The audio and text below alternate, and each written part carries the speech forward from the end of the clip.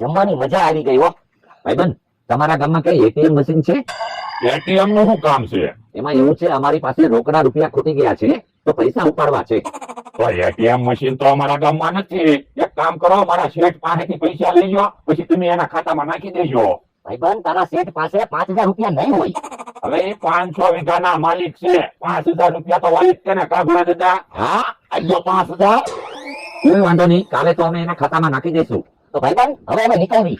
ઉભા રહ્યો, હું તમને સ્ટેશન સુધી મૂકી જાઉં. સારું, ચાલ.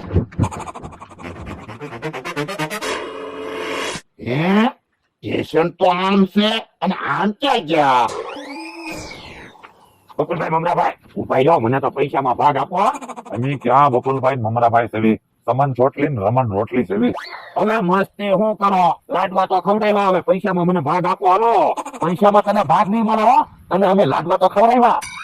આમ ના હાલે બકુલભાઈ મમરાભાઈ, તમારે મને પૈસા તો દેવા જ પડશે.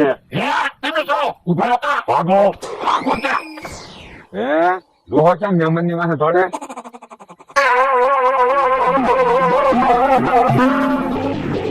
ઉભા રહો, મહેમાન ને કોણ હેરાન કરે?